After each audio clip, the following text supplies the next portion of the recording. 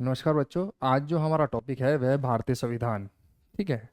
भारतीय संविधान की आलोचना। ठीक है, क्योंकि इससे पहले हम भारतीय संविधान का इतिहास, उसकी पृष्ठभूमि हम पढ़ चुके हैं। ठीक है। जिसमें 1773 की रेगुलेटिंग एक्ट से लेके 1947 का भारत का अधिनियम जो रहा, जिसमें भारत को आज़ादी प्राप्त हुई, है ना, एक लंबा दौर हमने इस पे डिस्कस हमने कर लिया है। साथ के साथ हमने ये भी देखा कि भारतीय संविधान का जो निर्माण हुआ है, जो उस समय में भारत के अंदर जो अधिनियम लाए गए, चाहे वह 1909 का हो, 1919 का हो, 1935 का अधिनियम हो। जैसे 1935 के अधिनियम को गवर्नमेंट ऑफ इंडिया एक्ट के नाम से भी जाना जाता है। ठीक है। जिसके अंतर्गत बहुत तरह के प्रावधान थे, राज्य, प्रांतीय, है ना, और केंद्रीय। तो वहाँ से कहीं ना कहीं हमें एक बहुत बड़ा मसौदा तैयार मिला, और हमने अपनी भारतीय व्यवस्था के अनुसार, भारतीय जिसे कह सकते हैं आपकी विविधताओं के आधार पर, ठीक है, हमने चीज़ों को गढ़ा बुना। ठीक है। जिसमें हम देखते हैं करीब करीब 296 जो लोग थे भारतीय संविधान के निर्माण में, इतने सदस्य जो रहे। ठीक है। इनकी सहायता से हमने भारतीय संविधान का निर्माण किया। ठीक है। जिसके अंतर्गत हम बहुत तरह की चीज़ें देखते हैं, जिससे आज हमारे पास जो मौलिक अधिकार है, स्वतंत्रता है, समानता है, वो इसके आधार पर ही हमें प्राप्त हुआ।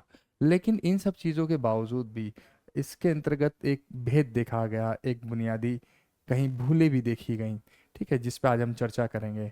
ठीक है। जिसमें हम ये बात कहते हैं भारतीय संविधान की आलोचना। ठीक है। कुछ खामियां हैं, कुछ कमियां हैं। देखिए, वो हर संविधान में होती हैं, ऐसा नहीं है। लेकिन चूंकि हमारे लिए ये भी विशेष बात बन जाती है कि हमें किसी अपना, जिस तरह हमें अपनी अच्छाई के साथ साथ हमें अपनी बुराइयों का भी, अपनी बुराइयों की भी जानकारी होनी चाहिए, उसी तरह से हमें भारतीय संविधान के अंतर्गत जो कमियां रह गई हैं ना, जो चीज़ें देखने को मिलती हैं समय समय पर, जितने भी तरह के हम अध्ययन करते हैं, है ना, तरह तरह की सिचुएशंस भारतीय संविधान के सामने आती है, राजनीतिक सरकारों के द्वारा फेस की जाती है, और कानून बनाने की पद्धति में जो की जाती है। ठीक है। वो चीज़ें दिखती हैं, जिसके चलते हमें पता लगता है कि कहाँ कहाँ पर कौन कौन सी चीज़ें में कमी रह गई। तो आज हम जो बात करेंगे वह भारतीय संविधान की आलोचना में बात करेंगे हम। ठीक है। तो हम बात करते हैं भारतीय संविधान की आलोचना।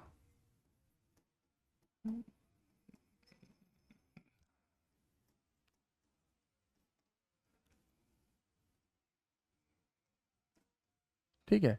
अब देखिए, भारतीय संविधान की आलोचना की बात हो रही है यहाँ पर। तो सबसे बड़ी बात क्या है कि देखो, जैसे हमने बताया, भारत आज़ाद हुआ, और जैसे कि ड्राफ्टिंग जो कमेटी रही है ना, जिसके अंतर्गत हम देखते हैं कि 296 सदस्य जो थे, है ना, ये थे, और ये सभी के सभी बेस्ट लोग थे उस समय में के, है ना। जैसे सरोजिनी नायडू हो गई, डॉक्टर राजेंद्र प्रसाद हो गए, भीमराव अम्बेडकर हो गए। ठीक है। बड़े बड़े दिग्गज लोग थे इसके अंदर। तो ये आप ये कह सकते हैं कि बहुत बुद्धिमान लोगों ने मिलकर इसको गढ़ा है, कि उस समय के आधे से ज़्यादा लोग थे वह वकील हुआ करते थे। क्योंकि आप देखेंगे, चाहे वो नेहरू रहे हों, चाहे वो पटेल रहे हों, ठीक है, इन सब का बैकग्राउंड अगर आप देखेंगे, आपको सभी के सभी इन लोगों ने वकालत की हुई थी, तो इनको कानून की अच्छी खासी जानकारी थी। और जिनको भी कानून की अच्छी खासी जानकारी होगी, तो उसे पता होगा कि जो भी विधा या जो भी नियम या जो भी विधि बनाई जाएगी, है ना, विधि दस्तावेज जो बनाया जाएगा, वह किन किन आधारों पर बनाया जाना चाहिए, और एक मनुष्य के किन किन अधिकारों को ध्यान में रखकर बनाया जाना चाहिए। तो इन बहुत दिग्गज लोगों ने इसका, कह सकते हैं हम, निर्माण किया। ठीक है। अब बात करते हैं हम आलोचना की, तो पहली जो बात इसके अंतर्गत आती है वह आती है इसका जो प्रतिनिधित्व है ना, इसका प्रतिनिधि निकाय संस्था नहीं थी। ठीक है। मतलब यह प्रतिनिधि निकाय नहीं थी। आप इसको लिख सकते हैं, यह प्रतिनिधि निकाय नहीं थी। निकाय आप जानते हैं, एक संस्था मान लीजिए। ठीक है। जैसे बॉडी भी कह सकते हैं हम, है ना। तो संस्था होती है निकाय, मतलब यानी कि ये कहा गया यह प्रतिनिधि संस्था नहीं थी।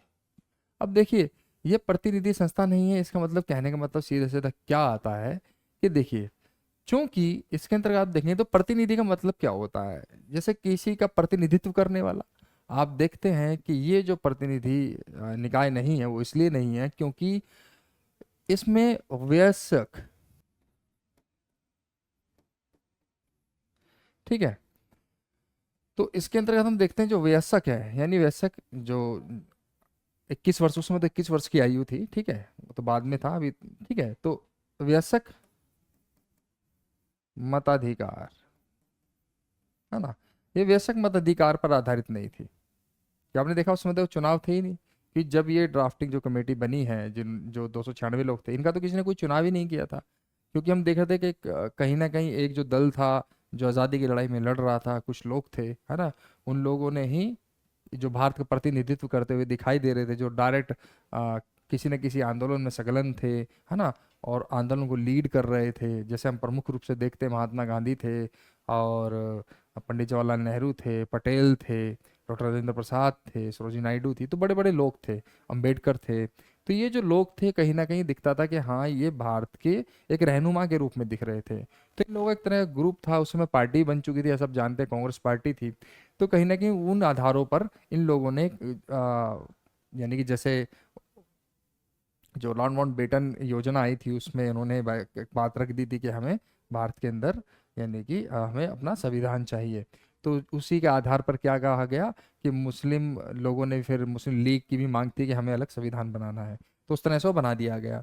तो अब हम जो देखते हैं कि ये प्रतिनिधि निकाय नहीं था, क्यों नहीं था? क्योंकि इसमें वयस्क मताधिकार, किसी ने वोट दिया ही नहीं, बिना वोट के 296 लोग जाके एक कमेटी में बैठ गए और उन्होंने भारतीय संविधान का निर्माण कर दिया। तो यहाँ पर ये कहते हैं कि ये जो है, ये वयस्क मताधिकार पर आधारित नहीं थी, ठीक है। तो प्रतिनिधित्व जो था, जो संस्था थी, वह वयस्क मताधिकार पर तो आधारित थी ही नहीं। किन लोगों ने चुना है इन्हें? तो एक ये क्वेश्चन भी, यानी कि एक ये ऑब्जेक्शन भी सामने देखा जाता है। अब देखिए दूसरे ऑब्जेक्शन की बात आती है। अब इसमें कहते हैं संप्रभुता का अभाव, है ना। अब संप्रभुता का अभाव की बात कर रहे हैं यहाँ पर। अब इसके अभाव की बात करते हैं तो हम एक चीज देखते हैं। देखो ये यहाँ पर ये कहते हैं कि उस समय में भी, ठीक है, ब्रिटिश सरकार, देखिए जितने भी प्रस्ताव आए हैं संविधान को बनाने के, ठीक है, जितने भी प्रस्ताव आए, ब्रिटिश सरकार द्वारा यह प्रस्ताव पारित किए गए थे, है ना। किसके द्वारा पारित किए गए? सभी के सभी। निर्माण जो था, क्योंकि इन सब का जो निर्माण था वह ब्रिटिश सरकार के प्रस्तावों पर आधारित था। तो आप इसको कह सकते हैं ब्रिटिश सरकार के प्रस्ताव पर आधारित, ठीक है, पर आधारित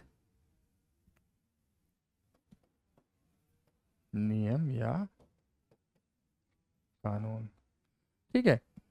तो ये जो चीजें दिखती हैं कि ब्रिटिश सरकार के जो प्रस्ताव था उसी पर आधारित नियम और कानून बनाए गए हैं, है ना।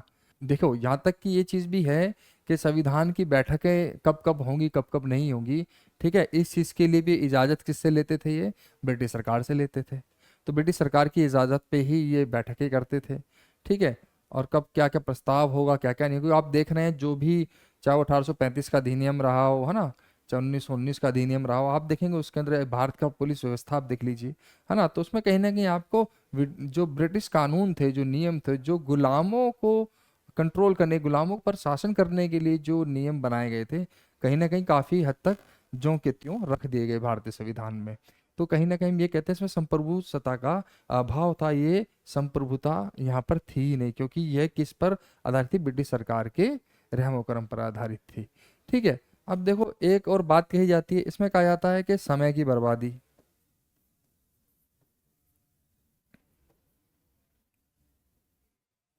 अब देखिए समय की बर्बादी की बात करते हैं। देखिए हालांकि अब पता ही है आप लोगों को कि उसको 2 साल, है ना, 11 महीने 18 दिन, ठीक है, 2 वर्ष, महीने और दिन, ठीक है। तो उसको 2 साल 11 महीने 18 दिन इसको बनने में लगा। करीब करीब इसके अंदर 63,96,हजार कुछ समथिंग था, ठीक है। यानी कि राउंड फिगर में कह सकते हैं कि 64 लाख के आसपास इसमें लागत आई। तो उस तरह से भारतीय संविधान का निर्माण हुआ। अब इसके अंतर्गत कहा गया कि इतने बड़े समय में, ठीक है, इतने बड़े समय के अंदर क्या हो सकता था कि बहुत, ये बहुत ज़्यादा समय ले लिया गया। कई लोगों की आलोचना क्या है, ये बहुत ज़्यादा समय ले लिया गया। आप जबकि देखेंगे जो अमेरिका का संविधान है ना, वह बहुत जल्दी बना दिया गया। ठीक है, वो कितने समय में बना दिया गया? मात्र 4 महीने के अंदर। अमेरिका का जो है यूएस से कितना, 4 माह में बना दिया गया। ठीक है, लेकिन इसके अंदर जो आप देखेंगे क्योंकि देखो भारत का संविधान बहुत बड़ा है, ठीक है, विश्व का सबसे बड़ा संविधान यही है। तो यहाँ पर तो 4 माह में तैयार हो गए, यहाँ में 2 साल 11 महीने 18 दिन लग गए। तो करीब करीब लोग कहते हैं कि इसके अंदर समय की बर्बादी हुई। एक ये पॉइंट भी लोगों का भी रखा जाता है। देखिए यहाँ पर लोगों के विचार हैं संविधान की आलोचना के रूप में, तो हमें उन विचारों को भी देखना होता है, कंसिडर करना होता है। ठीक है, अब देखो जो सबसे अहम देखा जाता है, जिसका काफी बड़े रूप में विरोध भी देखा गया है, ठीक है, इसमें कहते हैं कांग्रेस का प्रभुत्व। अब इसमें कहते हैं कि कांग्रेस का प्रभुत्व था। अब जो कांग्रेस पार्टी, देखिए उस समय तो एक ही पार्टी थी कांग्रेस, है ना, तो कांग्रेस का इसमें प्रभुत्व दिखता है। सारे कांग्रेसी जो थे वही इसके संविधान सभा के मेंबर थे, ज्यादातर जो लोग थे। तो यहाँ पर कहीं ना कहीं कांग्रेस का जो प्रभुत्व था वो दिखता है। ठीक है, अन्य चीजों पर ज्यादा ध्यान नहीं दिया गया। ठीक है, इसलिए कई लोगों ने तो ऐसा कहा है कि संविधान को लेके कि कांग्रेस कांग्रेस अर्थात संविधान और संविधान अर्थात कांग्रेस। या चाहे कांग्रेस कह लीजिए, चाहे संविधान कह लीजिए, या संविधान कह के कांग्रेस कह लीजिए आप, तो दोनों का अर्थ बेसिकली क्या होगा कि सिर्फ कांग्रेस ही होगा। क्योंकि इन्हीं लोगों ने कानून बनाने में सबसे ज्यादा रुचि दिखाई। क्योंकि कांग्रेस थी, क्योंकि बाकी जो मुस्लिम लीग थी वो तो पाकिस्तान के लिए अलग निकल गई थी, तो उसमें कांग्रेस पार्टी तो कांग्रेस का ही प्रभुत्व कहा जाता है। ठीक है, तो इसलिए ये कहा गया है कांग्रेस का प्रभुत्व यहाँ पर ज्यादा दिखता है। एक ये बात भी कहती है। और जो सबसे अहम है जो हम देखते हैं, जिसमें कहा गया वकीलों और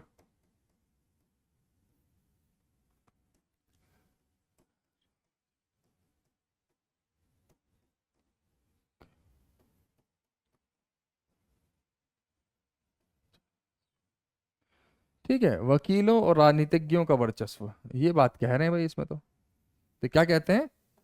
वकीलों और राजनीतियों का ही वर्चस्व है इसके अंदर तो, और कोई तो दिख ही नहीं रहा भाई। क्यों? जैसा आप देखेंगे भाई, वकील, मैंने आपको बताया आज 4 लोग जो वकालत कर कर बैठे हुए थे। अब देखिए संविधान सभा में ये बातें बोली जाती हैं कि आज जो नेता थे वह वकील रहे। ठीक है, वकीलों का बोलबाला रहा। ठीक है, और राजनीतिज्ञों का बोलबाला रहा, जिसके अंतर्गत हम देखते हैं कि समाज का जो अन्य वर्ग है ना, जिसके लिए संविधान बनाया जा रहा, उसको तो शामिल ही नहीं किया गया। ठीक है, यानी कि समाज का बहुत बड़ा वर्ग है ना, समाज का अनिवार्य वर्ग का का शामिल ना होना। ठीक है, आप ये देखेंगे तो बहुत बड़ा जो समाज था, जो अनिवार्य था, जो वंचित वर्ग था, उसको तो शामिल ही नहीं किया गया। ठीक है, जिसको अपने जिनके अधिकार चाहिए थे। तो एक ये टॉपिक भी हम देखते हैं, ये भी एक क्रिटिसिज्म के रूप में दिखता है। ठीक है, और एक इसमें और आता है जिसे हम कहते हैं हिंदुओं का प्रभुत्व। एक ये भी कहते हैं भाई इसमें सभी हिंदू शामिल थे। ठीक है, यहाँ तक कि विंस्टन चर्चिल जो इंग्लैंड के प्रधानमंत्री रहे हैं, उन्होंने भी कहा है कि यहाँ पर एक ही समुदाय सबसे ज्यादा दिखता है ना, जिसका वर्चस्व दिखता है, वह कौन है? हिंदू। ठीक है, हालांकि देखो उनकी ये पॉलिसी थी हिंदू मुसलमान वाली बातें या फिर अन्य। देखो अंग्रेजों की तो हमेशा से पॉलिसीज रही है कि फूट डालो शासन करो की। तो भारत को जाते जाते भी वह 2 भागों में इसलिए ही बांट कर चले गए कि कहीं ना कहीं, और बंटने के बाद भी जो भारत के अंदर जो मुस्लिम कम्युनिटी का बहुत बड़ा जो हिस्सा रह गया, वह भी हमेशा से हमेशा आपस में लड़ता रहे। तो इस तरह की कमेंट करना, इस तरह के विचार देना, ठीक है, ये कहीं ना कहीं उसी चीज की ओर रुख करती हैं चीजें कि एक सांप्रदायिक भावना को भड़काने वाली बातें इन लोगों ने कही। तो ये भारत के इतिहास में शुरू से देखा गया है कि ब्रिटिश जो लोग रहे हैं उन्होंने भारत को हमेशा से तोड़ने मरोड़ने की बात कही है। ठीक है, अब देखो एक और चीज कही जाती है, मौलिक अधिकार का खोखलापन। ठीक है, मौलिक अधिकार को उन्होंने खोखला कह दिया है। कैसे कह दिया मौलिक अधिकार खोखले हैं? देखिए, इसमें इसलिए इन्होंने बोला कि मौलिक अधिकार खोखले रूप में दिखते हैं क्योंकि बहुत बड़ा जो वर्ग है ना, वह अछूता रह जाता है, जिसको अधिकार प्राप्त नहीं होते हैं। क्योंकि हम देखेंगे कि जो भी आप देखेंगे, भारत का जैसे ही आज़ादी हुई है ना, 42वां संविधान संशोधन हुआ है ना, उसमें क्या हुआ, संपत्ति के अधिकार को छीन लिया गया। ठीक है, अन्य अमेंडमेंट्स भी किए गए। अब देखिए, अब तक तो भारत के अंदर 105 106 के आसपास अमेंडमेंट्स हो गए हैं, संशोधन हो गए हैं, है ना। अब इतने ज़्यादा संशोधन हो गए तो इसका मतलब क्या है भाई? बहुत बड़े रूप में दिखता है कि इतने ज़्यादा संशोधन होने का, किसी विश्व के संविधान में इतने संशोधन नहीं है। इतने सारे संशोधन होने का मतलब है कि कहीं ना कहीं इसमें बहुत बड़ी कमियां हैं, खामियां बहुत ज़्यादा हैं इसके अंदर।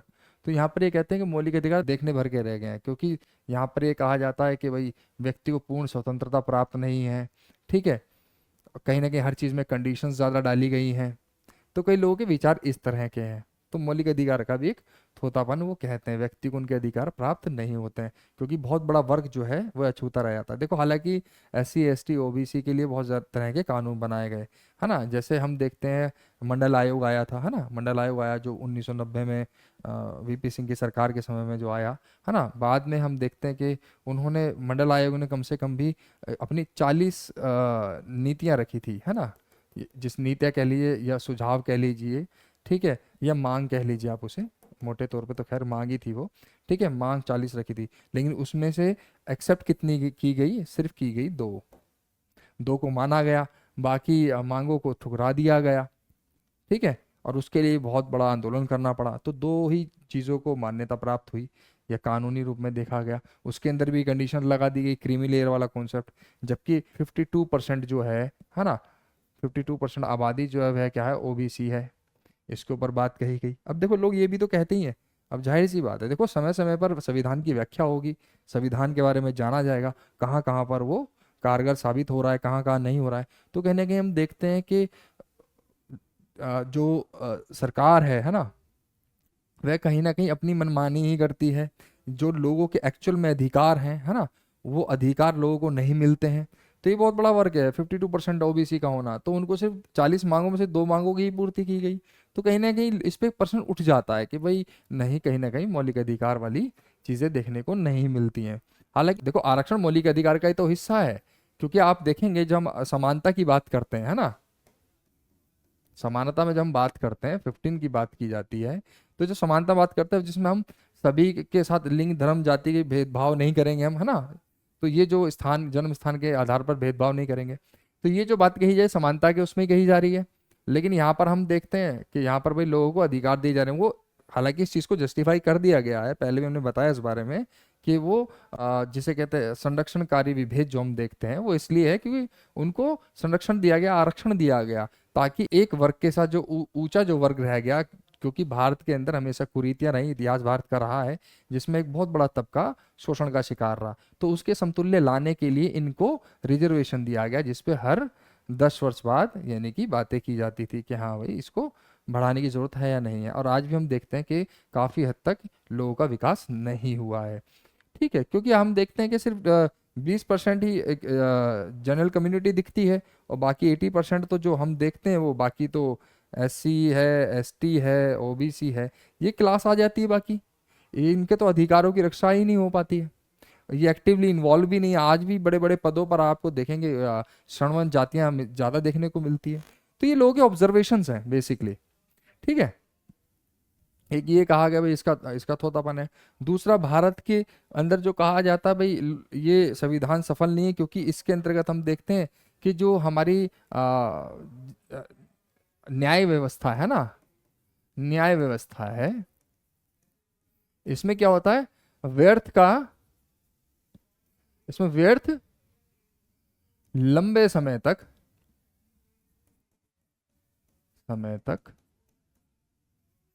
वाद विवाद चलते हैं, है ना, है ना। और अंत में क्या होता है, लोगों को न्याय भी नहीं मिलता। अब न्यायिक व्यवस्था भारतीय कैसी आप देखिए, है ना। लाखों केस पेंडिंग रहते हैं, अब तक उनकी सुनवाई ही नहीं है। तो कहीं ना कहीं जो चीज़ हम देखते हैं कि भारत के अंदर जो लेट से न्याय मिलने वाली बात है, भाई केस था दादा का, पोता भी उसको लड़ रहा है आगे तक। तो ये जो व्यवस्था है जिसको हम देखते हैं भाई भारतीय संविधान के अंदर, न्यायपालिका वाली जो बात कही गई है, न्यायिक व्यवस्था की जो बात की है, लोगों को न्याय देने की बात की है, उसमें इतना ज़्यादा डिले क्यों? ठीक है। तो कहीं ना कहीं हम ये चीज देखते हैं कि लंबे समय तक वाद विवाद चलता है, तो कहीं ना कहीं भारतीय संविधान को उतना इफेक्टिव नहीं बनाया गया, जिसके चलते लोगों को समय पर न्याय नहीं मिल रहा है। और आप देखिए न्याय व्यवस्था में एक भूल चूक और देखी जाती है। जब देखिए दंड का प्रावधान न्याय व्यवस्था के पास ही है, अब ये दंड दे देती है, तो उसके बाद क्या होता है कि मान लीजिए कोई व्यक्ति है, किसी ने पर्स चोरी किया, ठीक है, अब पर्स चोरी के उसमें उसको जेल में डाल दिया गया है ना, उसको जेल हो गई। अब वो जेल में चला गया है व्यक्ति, उसके बाद क्या होगा? अब वो गया, उसको मान लीजिए 4 महीने की सजा हो गई। अब 4 महीने बाद अब वो जो बाहर आएगा, तो अभी तो ये जो गया था अंदर, ये इमेच्योर था, है ना, ये क्या था? इमेच्योर था। ये क्या था? इमेच्योर क्रिमिनल था। क्रिमिनल भी क्या था? अभी तो बस बेचारा इमेच्योर ही था, इस क्राइम के बारे में तो इसको मालूम ही नहीं था।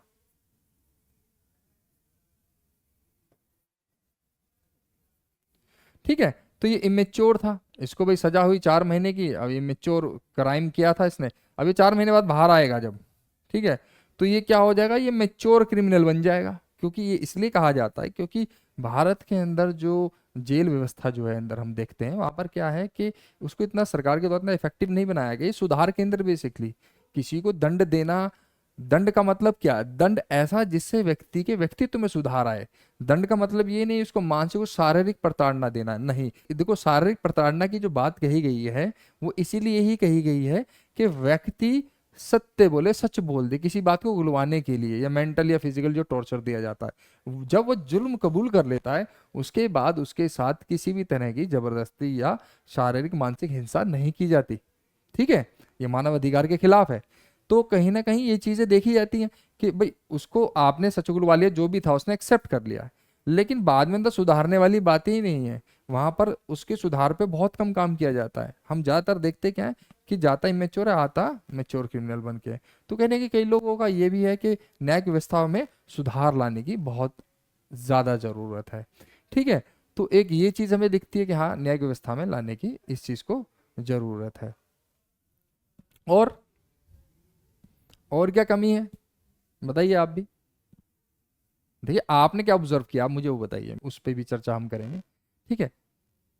संविधान में और क्या कमी देखने को मिलती है, बताइए, कमेंट में बताइए आप।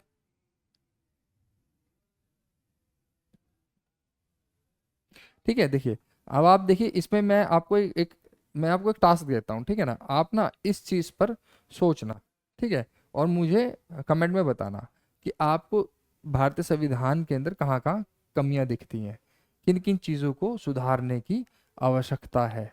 ठीक है, ये आप मुझे बताना। ठीक है। क्योंकि देखिए आप भी जब तक सोचेंगे नहीं, समझेंगे नहीं, विचार नहीं करेंगे, तब तक चीजें ठीक से आपको भी जाहिर नहीं होंगी। देखो हर चीज के लिए विचार करना बहुत जरूरी है। देखो मनुष्य एक वैचारिक प्राणी है, ठीक है, राजनीतिक प्राणी वो जब बनता है जब वैचारिक होता है। विचार करेगा तो उसको कुछ ना कुछ आइडियाज जरूर आएंगे, और उसको चीज़ों के बारे में जानकारी उसकी बढ़ेगी। आप जब तक वो सोचोगे नहीं, चिंतन मनन नहीं करोगे, तब तक चीज़ें नहीं आएंगी। आपको टॉपिक मैंने दे ही दिया, क्या वो आप देखना, उसको ठीक से अध्ययन करेंगे तो आप देखें कहाँ कहाँ क्या क्या कमियां दिखती हैं। आप कहीं पर जाते हैं, किसी विभाग में जाते हैं, वहां पर आपके साथ अच्छे सलूक होता है या नहीं होता है, तो आप देखते हैं भाई एग्जीक्यूशन में जो भारतीय संविधान तो बना दिया गया, अच्छे कानून नियम भी बनाए गए हैं, उसके एग्जीक्यूशन में कमी है ना, उसको लागू करने में, एनफोर्समेंट में उसके कहीं ना कहीं कमी दिखाई देती है। तो वो चीज़ भी आपको देखने को मिलेगी। तो आप ऑब्जर्व कीजिए, जरूरी नहीं है कि वो हम हमेशा एग्जाम से ही रिलेटेड बात को हम सोचें। देखिए अगर आप अन्य पहलुओं पर भी गौर देंगे ना, तो आपका सोचने का जो ढंग होता है, सोचने की जो आपकी शक्ति होती है, वो विस्तृत होती है, विराट हो जाती है। और जब आपकी चीज़ें सोच समझ बढ़ेगी चीज़ों के प्रति, ऑब्जर्वेशन आपका जब बढ़ेगा, तो आप किसी भी तरह की कमियों को तुरंत भाप लेंगे आप, क्योंकि आप एक चिंतन मननशील व्यक्तित्व बन जाएंगे आप। तो व्यक्तित्व तक की आपकी तैयारी होनी चाहिए कि आप व्यक्ति से व्यक्तित्व की तरफ जाएं। और व्यक्तित्व की तरफ कब जाएंगे आप? जब आप चिंतन मनन और विचार करेंगे। ठीक है, ये राजनीति की कहीं ना कहीं एक जिसके बुनियादी ज़रूरत है, तभी व्यक्ति कुछ बन पाता है। ठीक है, तो ये आपका टॉपिक रहा, तो आप इसको मुझे आप बताना। ठीक है, हम इस पे फिर बात करेंगे। ठीक है, तो ये अब संविधान की आलोचना रही है। ठीक है, जिसमें आप देख लीजिए क्या क्या चीज़ें थी, क्या क्या रही हैं। ठीक है,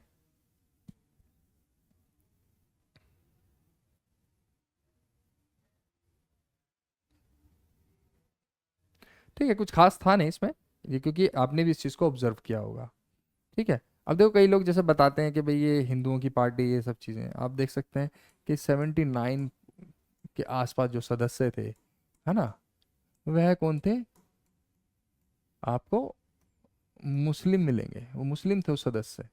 उसके जो समिति थी जो जिसमें भारतीय संविधान का जब निर्माण हुआ, तो ये लोग आपको उसमें दिखेंगे। ठीक है, 18 और 20 के आसपास मेरे ख्याल से महिलाएं थी उसमें।